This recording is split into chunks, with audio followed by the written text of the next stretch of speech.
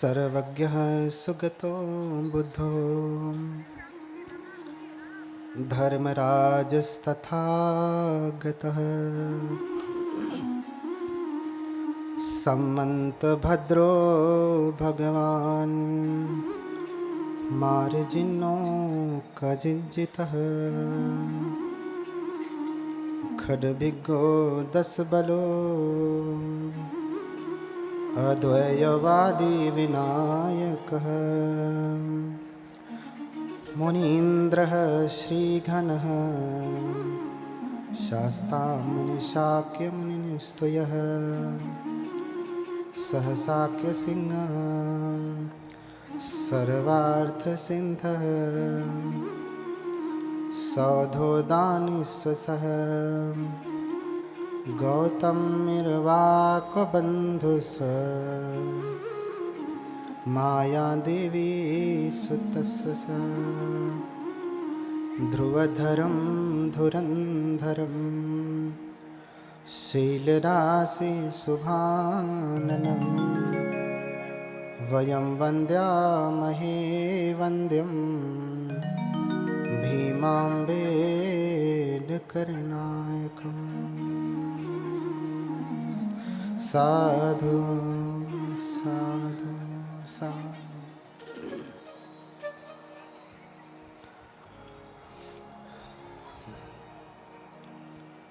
लोक गुरु जगत क्रिया को जानने वाले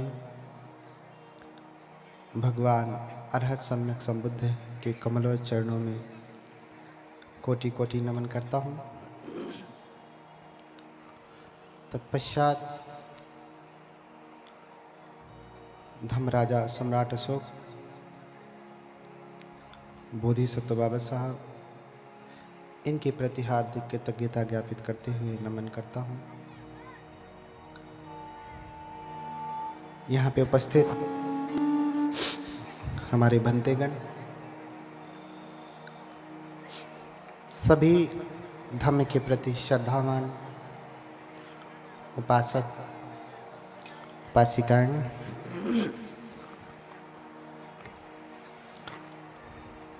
आप सभी लोगों के प्रति हार्दिक मंगल मैत्री करते हुए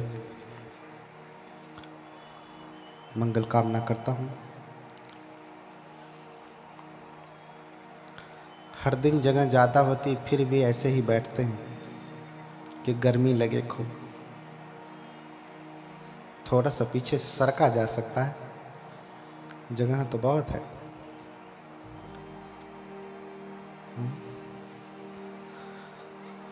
आज अंतिम दिन है तो थोड़ा हवा लेके बैठिए,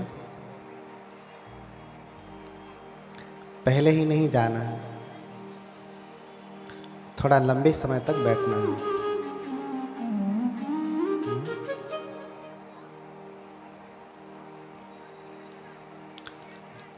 कल की कथा में सुना कि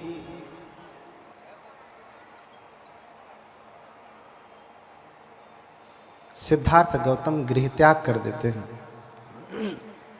क्यों? क्योंकि जीवन के अनित्य को देखते हैं, इसलिए गृह त्याग कर देते हैं। बूढ़ा व्यक्ति, बीमार व्यक्ति, मृत व्यक्ति और फिर प्रवज्जित, इनको देख करके घर छोड़ते हैं।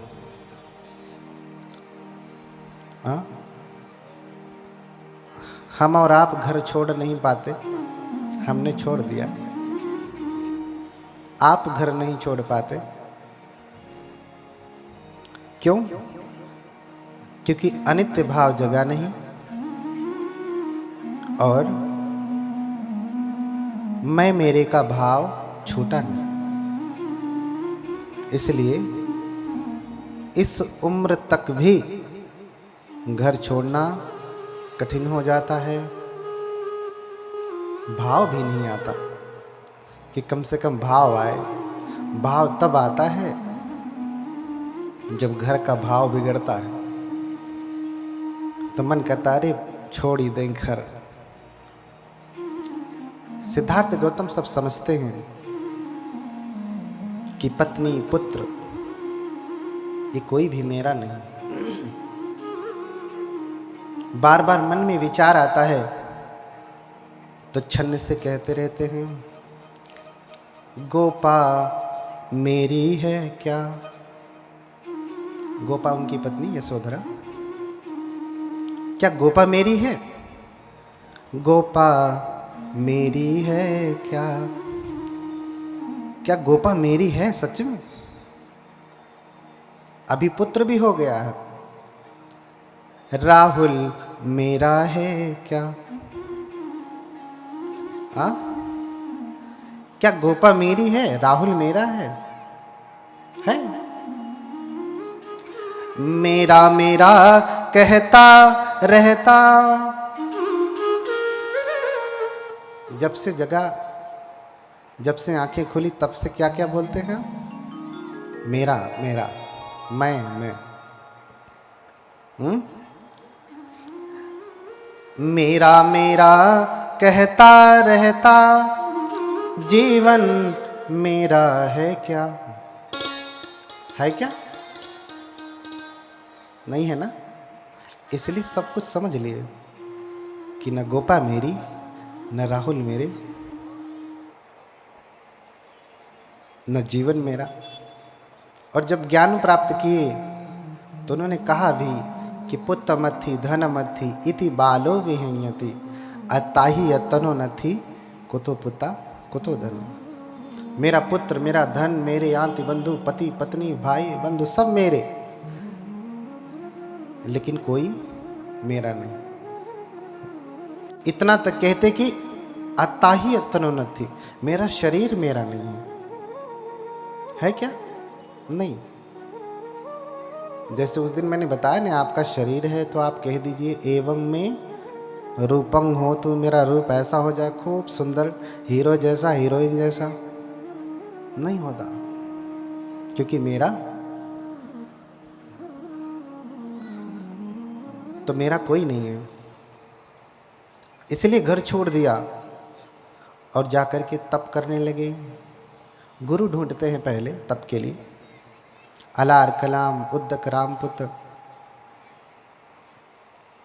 इन सारे गुरुओं के पास वो बहुत प्रकार की विद्याएं सीखते, तप करते, लेकिन ज्ञान प्राप्त नहीं होता। कठोर तप करते। तप की ऐसी पराकाष्ठा था कि शायद आज तक के इतिहास में, धर्म के इतिहास में इतना कठोर तप किसी ने नहीं किया क्या? आपने देखा होगा कभी कभी भगवान बुद्ध की तस्वीर, जिसमें उनके शरीर में सिर्फ ढांचा दिखाई देता है हड्डियों का। बहुत लंबा तप है उनका। तप कैसे करते हैं थोड़ा सा समझ लें। अक्सर लोग भोजन को छोड़ना तप समझते हैं। भोजन छोड़ दिया तो तपस्वी हो गए, व्रती हो गए। भोजन छोड़ा बाकी सब पकड़ा, सारी बुराई है, लेकिन क्या है? तपस्वी। पहले भी ऐसी प्रथा थी कि तप करिए, भोजन छोड़ दीजिए, न अन्न ग्रहण करिए, न जल ग्रहण करिए, न फल करिए, तो भगवान आपको मिलेंगे। और सिद्धार्थ ने भी ऐसा ही किया, पूरा तप किया।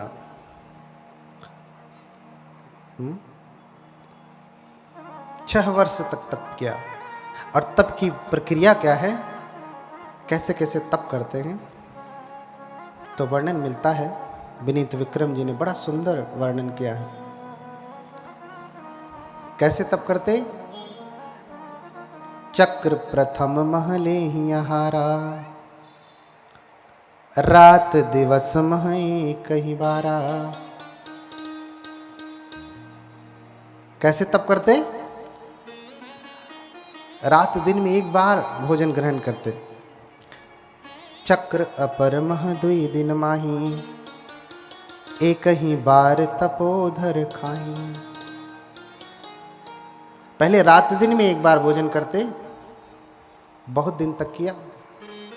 अब जो कोई मिला नहीं, कोई प्रकट नहीं हुआ, कोई भगवान, कोई देवता, कोई और अलौकिक शक्ति, तो सोचा कि शायद तपश्चर्या अभी कठोर नहीं तो और कठोर करता हूं। तो रात दिन में एक करते थे, तो अब 2 दिन में एक बार करने लगे। रात दिन यानी 24 घंटे में एक बार। इसका ठीक करो भैया। हाँ, फिर 2 दिन में एक बार करने लगे, और फिर 3 जार पुनि 6 दिन बीते, ले ही आहार उदर अतिरिते। 2 दिन के बाद फिर 3 दिन में एक बार, फिर 4 दिन में एक बार, फिर 5 दिन में एक बार, फिर 6 दिन में एक बार तपश्चर्या बढ़ाते गए। इतनी कठोर तपश्चर्या करने लगे कि आज तक किसी ने ऐसा नहीं किया। 3 4 पुनि 6 दिन बीते, ले ही आहार उदर अतिरिते। 6 दिन में एक बार करने लगे, और फिर अन्न भी छोड़ दिया, भोजन करना ही बंद कर दिया। 6 दिन मानी 1 सप्ताह, 7 दिन, 8 दिन, फिर बंद कर दिया। लगा कि अभी भी तप शायद कठोर नहीं है, इससे भी कठोर करूँगा तो कोई अलौकिक शक्ति प्रकट होगी, मुझे बुद्ध बना देगी, मुझे ज्ञान दे देगी। अन्नाहार अवध करी पारा, फलाहार व्रत उडकट धारा। अन्न को छोड़ दिया, फिर फल खा करके रहने लगे। और कितना फल खाते थे? 5-10 दर्जन केला, 10-12 किलो सेब, इतना। जैसे आप लोग व्रत रहते हैं तो खूब फल चलता है, अन्न नहीं मिला तो कम से कम 2-4 दर्जन केला ही खा लिया, और फिर भर परात सेब खा लिया, हो गया व्रत। लेकिन वो कितना खाते? कछ दिन आम तो कछ दिन छेही, नित एक फल ले ही न दोई। कभी आम, कभी केला, कभी आम, कभी केला। रोज एक ही फल लेते थे, 2 नहीं लेते थे। आम लिया तो एक आम, केला लिया तो एक केला, पूरा दर्जन भर, पूरा परात भर, इतना नहीं, थोड़ा सा ही। कछ दिन आम तो कछ दिन छेही, नित एक फल ले ही न दोई। उसको भी फिर छोड़ दिया। लगा कि ये भी ज़्यादा हो रहा है, इससे भी कम खाऊंगा तो शायद कोई शक्ति प्रकट हो जाए। तो फिर क्या करने लगे? प्रतिदिन एक ही चनक चबाई। क्या करने लगे? एक चना चबा के रहने लगे। कितना? एक चना। एक चना तो खाने के बाद यहाँ तक पूरा हो जाता है ना, लेकिन इतना कठोर तप किया। एक चना खा के एक दिन रह रहे, आप रह लेंगे ना? और वो भी बड़ा लगने लगा उनको। तो नित एक तिल खाही बहोरी, लखहीन आन असन मुख मोरी। एक तिल खा करके रहने लगे। कितना कठोर तप। मैं बहुत छोटे में बता रहा हूँ, शॉर्ट करके बता रहा हूँ तपश्चर्या, क्योंकि आज ही है।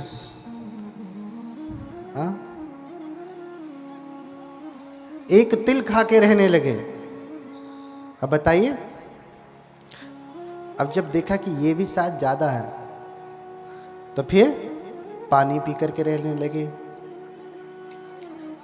पानी भी अधिक लगने लगा तो सोचे शायद पानी पी रहा हूँ इसीलिए कोई पराशक्ति मेरे ऊपर कृपा नहीं कर रही है कि ये तो अभी कुछ न कुछ ले रहा है, शायद ये भी छोड़ दूं तो वो प्रसन्न हो जाए। इसलिए पानी उछारी पवन पर रही, करि तप उग्र दुसह दुख दही।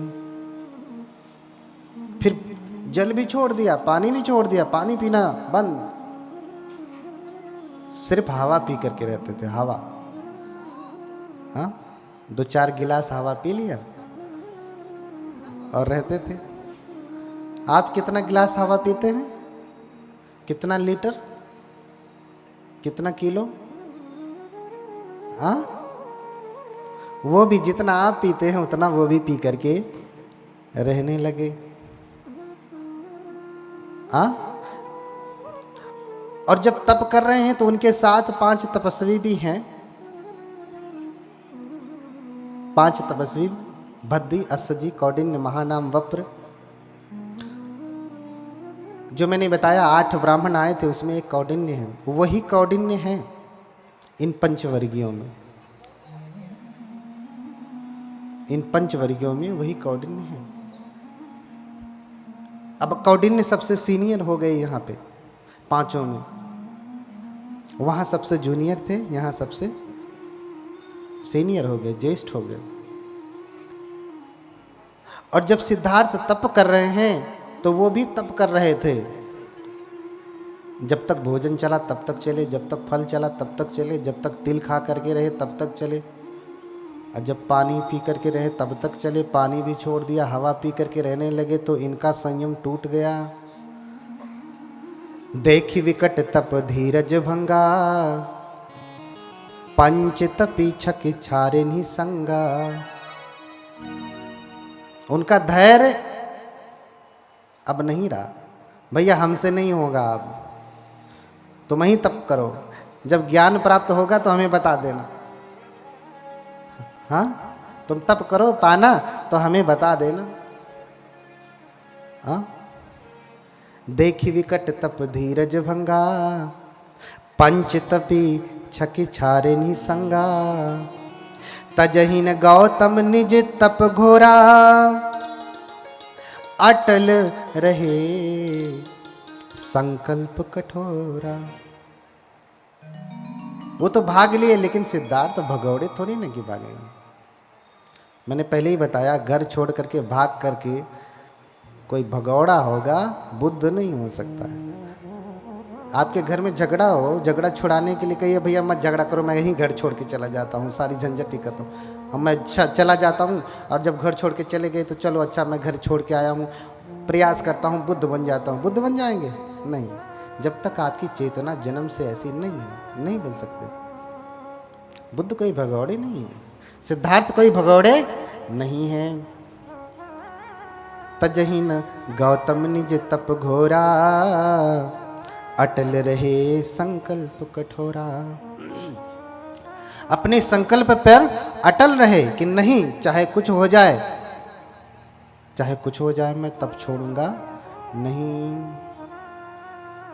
और शरीर इतना सूख गया, इतना सूख गया, ये क्रिया करते करते करते 6वां वर्ष चलने लगा। 6वां, 5 वर्ष बीत गए, 6वां वर्ष चल रहा है। इतना करते करते करते हर महीने हर वर्ष कुछ न कुछ छोड़ते छोड़ते अब सिर्फ हवा पे रह रहे हैं। कठोर तप कर रहे हैं कि अब कोई आ जाएगा। अरे बड़ी कठोर तप किया, उससे पहले भी बरसही मेघ घटा घन घोपी, कीचड़ बीच पर ही चित चोपी। जब घनघोर वर्षा होती थी बारिश के समय में, तो घर में नहीं जाते थे, कुटिया में नहीं जाते थे, बल्कि कीचड़ में ही लेट जाते थे। तप करते थे कि हो सकता है अब कोई पराशक्ति मेरे ऊपर कृपा करके प्रसन्न हो जाए तो मुझे कोई ज्ञान दे दे। जेठ मास मह बसन बिहाई, तप्त रेत पर लेट ही जाए। जब जेठ के महीने में, मई जून में भयंकर गर्मी पड़ती है ना, उस समय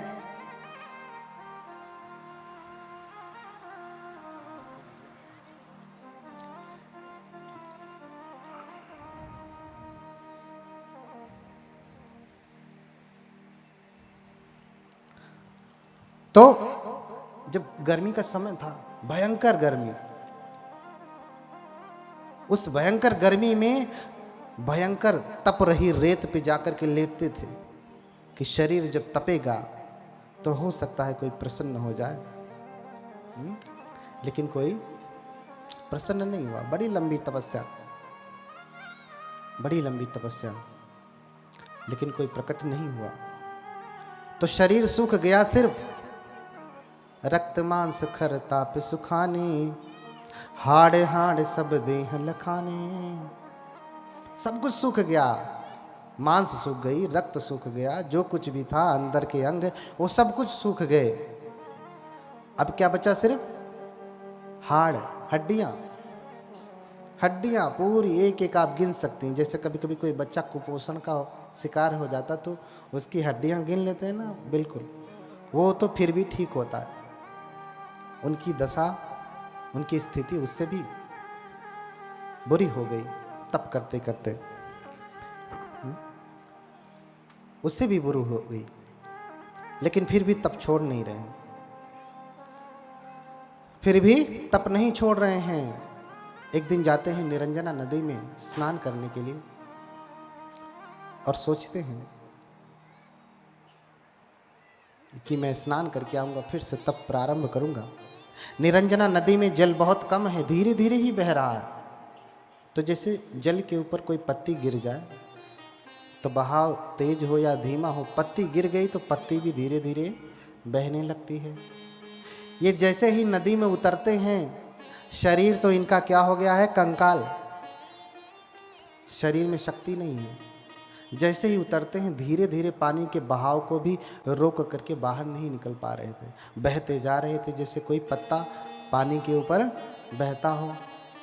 बहते बहते कहीं किनारे पर किसी वृक्ष की टहनी लटकी हुई थी जल के अंदर, उस टहनी को पकड़ लेते हैं और फिर बाहर निकलते हैं। एक वृक्ष के नीचे ओट लगा करके ऐसे बैठते हैं, टेक लगा करके, और फिर सोचने लगते हैं कि इस प्रकार से तो मेरा शरीर नष्ट हो जाएगा, मैं मर जाऊंगा और फिर मुझे ज्ञान तो प्राप्त होगा नहीं। उसी समय सुजाता नाम की एक ग्वाला की लड़की है, आज की भाषा में कहे तो जो यादव वर्ग है ना, ग्वाला है, जो ग्वाला की लड़की है, उसने मनौती मांगी थी। जिस पेड़ के नीचे वो बैठे हैं उसी पेड़ के नीचे मनौती मांगी थी कि विवाह के बाद पहली बार में अगर मुझे बेटा पैदा हुआ तो मैं सोने के कटोरे में खीर चढ़ाऊंगी। हे वृक्ष देवता, मेरी मनोकामना पूरी करें। संयोग रहा, मनौती पूरी हुई और अपनी दासी को भेजती कि जा देख, जिस पेड़ के नीचे मैंने मनौती मांगा था वो पेड़ है कि नहीं, अगर है तो साफ सुथरा कर देना, आज मैं खीर चढ़ाऊंगी। दासी जाती है और जाके देखती है कि स्वयं वृक्ष के देवता बैठे हुए हैं। कौन? सिद्धार्थ। अभी नदी से बाहर निकल के आए हैं, टेक लगा के बैठे हैं। दासी आकर के देखती है, वो सोचती है कि वृक्ष के देवता हैं और भागी भागी जाके कहती है कि मालकिन देवी, स्वयं वृक्ष के देवता प्रकट हुए हैं, आपकी कामना पूरी हुई, आशीर्वाद देने के लिए। सुजाता ने खीर बनाया। खीर कैसे बनाया? आप कैसे खीर बनाती हैं? पुरुष भी बनाते होंगे, ज़्यादातर माताएं ही खिलाती पिलाती हैं। आपका शरीर जो इतना हट्टा कट्टा है, माताओं की देन है। गर्भ से लेके गर्भ के बाहर आने तक ये स्वस्थ शरीर किसकी देन है? माताओं की देन है। अब पुरुष वर्ग भी थोड़ा सहायता करने लगे हैं, थोड़ा, वो भी धमकी देने के बाद। बोलिए भगवान बुद्ध की। हाँ, कैसे खीर बनाती हैं? सुजाता ने कैसे खीर बनाया, वर्णन मिलता है कि सुजाता, जो कि ग्वाले की लड़की है, बहुत गौएं हैं, 1000 गौओं का दूध निकाल करके 500 गौओं को पिलाती है। गाय का दूध जब खराब होने लगता है तो लोग गाय को ही पिला देते हैं, भैंस का भैंस को ही पिला देते हैं। जब ज़्यादा हो जाता तो क्या करें, पहले कोई बेचा नहीं जाता। 500 का निकाल करके 250 को पिलाती है। इसका दूध खराब नहीं हो रहा है, लेकिन खीर बनाना है इसको। फिर 250 का दूध निकाल के 100 को पिलाती है, 100 को फिर 50, 50 से फिर 25, 25 का निकाल करके 16, 16 से फिर 8 गऊओं का बचा हुआ दूध निकाल करके वो खीर बनाती है। खीर बनाती है, उसमें चावल नहीं डालती। आज की भाषा में कहें तो खोवा हो गया। वो दूध जलाएंगे तो क्या बनेगा? खोवा। उसमें चावल नहीं पड़ा है, हम चावल डाल के खीर पकाते हैं। दूध पकाया और इतना पकाया कि खीर हो गई, खीर जैसा हो गया, है ना।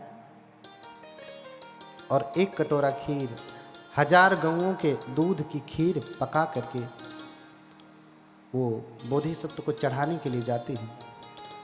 लेकिन इनका शरीर इतना दुर्बल हो गया कि तो आती है, लेकिन बोधिसत्व टेक लगा के बैठे हैं, सिद्धार्थ टेक लगा के बैठे हैं, उनको प्रणाम करती है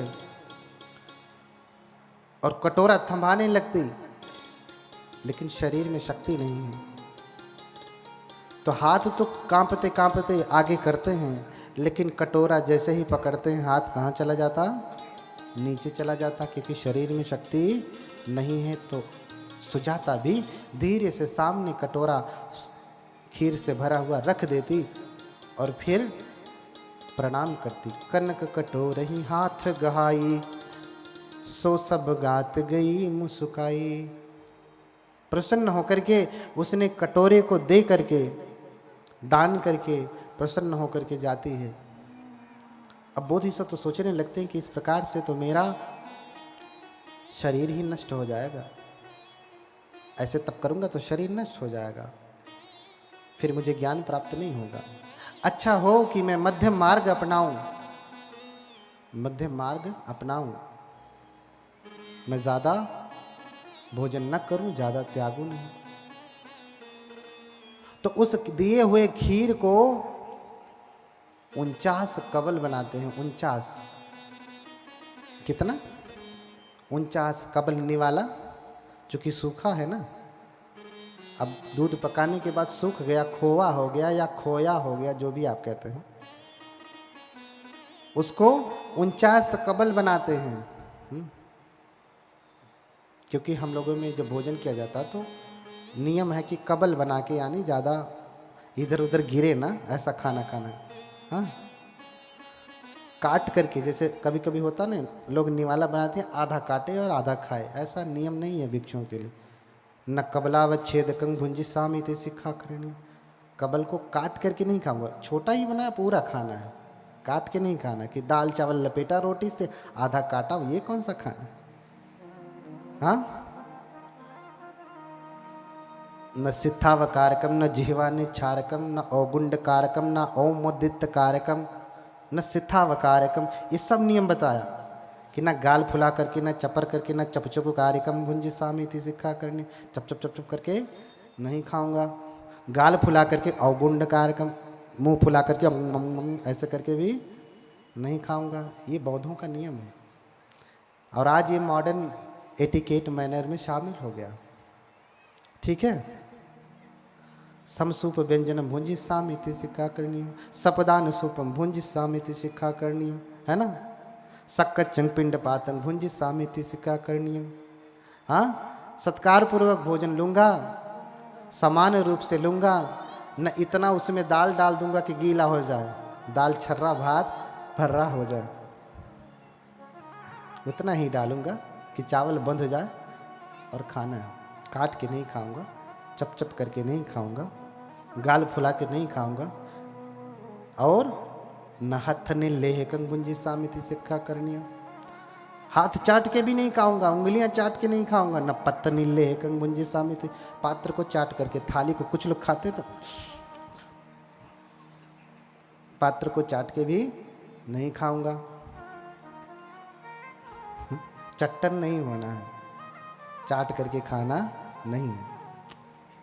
बहुत सारे नियम है, 75 प्रकार के खाने के नियम है, सेखियां हैं। उसके बाद तो और भी भिक्षुओं के बहुत सारे नियम। इसलिए 49 कबल बनाया। कबल, कबली का आहार है ना, मैंने 4 आहार बताया, ये पहला आहार। 49 कबल बनाया और खा जाते हैं। अब फिर वही उनकी 49 दिन का भोजन होता है। 7 सप्ताह का भोजन होता है। वही भोजन कर लेते हैं। जैसे ही भोजन करते हैं, भोजन करने के बाद शरीर में थोड़ी शक्ति आती है।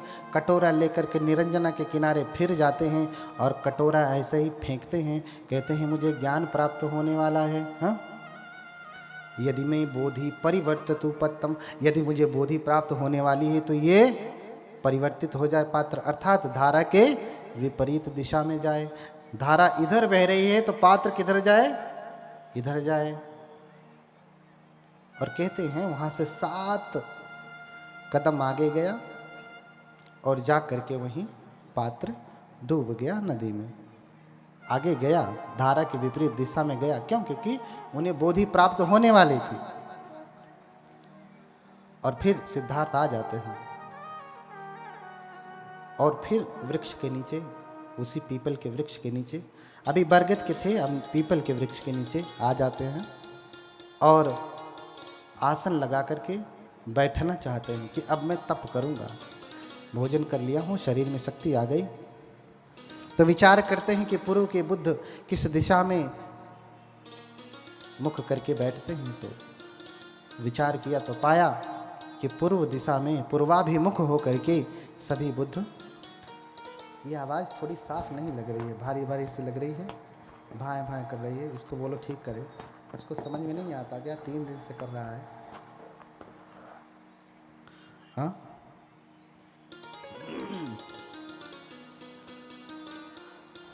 तो पूर्व की तरफ मुख करके बैठते हैं। पूर्व की तरफ मुख करके बैठते हैं तप करने के लिए। और फिर प्रण करते हैं। आप भी प्रण करिएगा। सिद्धार्थ ने जो प्रण किया सो प्रण करिएगा। अगर आपको ज्ञान प्राप्त करना है, बोधि प्राप्त करना है, तो कोई दाल चावल या खिचड़ी थोड़ी नहीं है, ऐसे रख दिया, सीटी मारा, उतारा, खा लिया, बुद्ध हो गए, ऐसा तो नहीं है। इतना आसान होता तो कब का हो जाते। सिर्फ किताब पढ़ लेते तो बुद्ध हो जाते, ऐसा तो नहीं होता।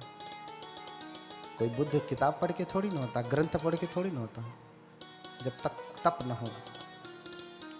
और जब बैठते हैं तो प्रण करते हैं, इहि आसने शुष्यत्यु में शरीरम।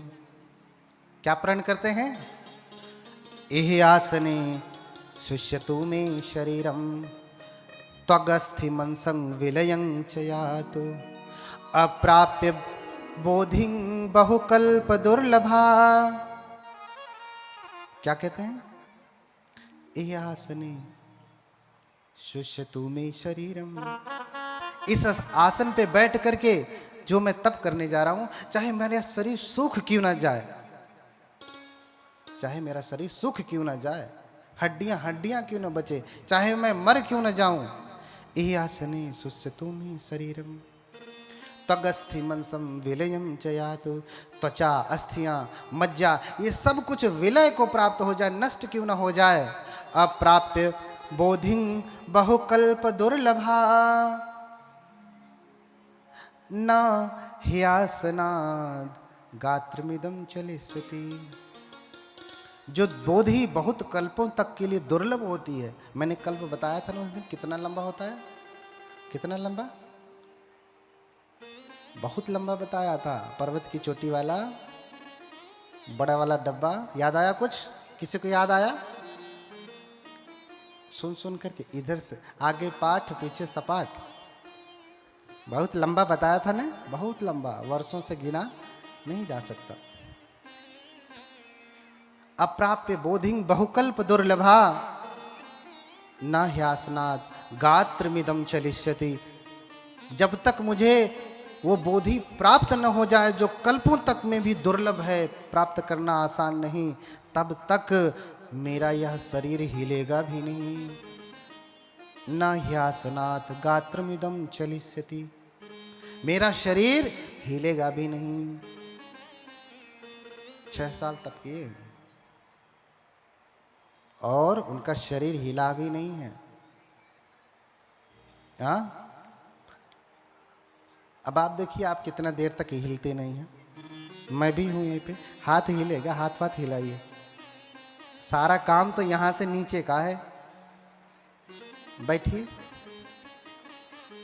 आप सभी लोग बैठिए, देखता हूं कि कितनी देर तक बिना हिले हुए बैठते हैं।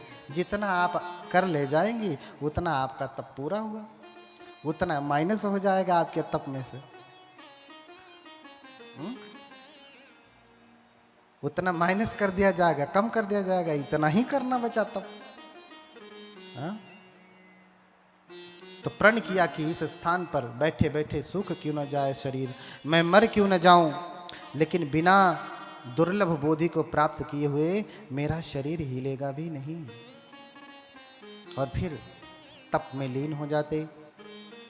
तप में लीन होते तो जब लंबे शरीर का व्यक्ति भोजन छोड़ देता है तो कंकाल भी कैसा लगता है, लंबा लंबा।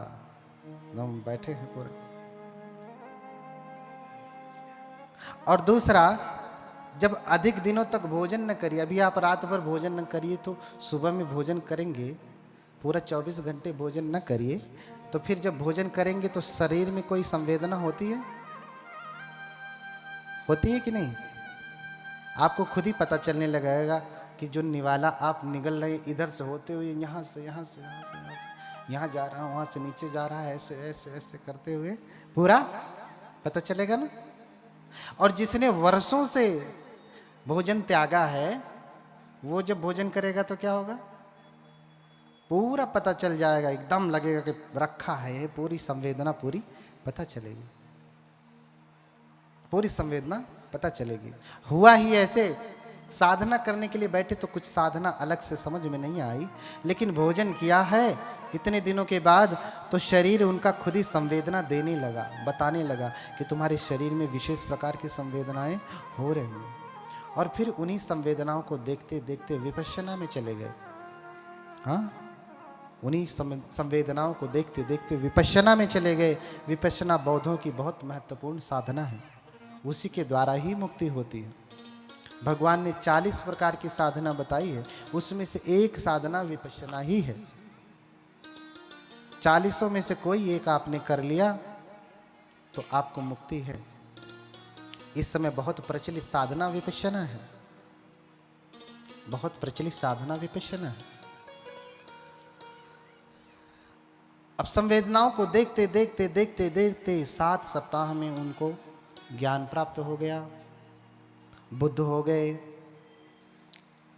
बुद्ध हो गए तो उनको 3 विद्याएं प्राप्त हुई। कौन कौन सी विद्या?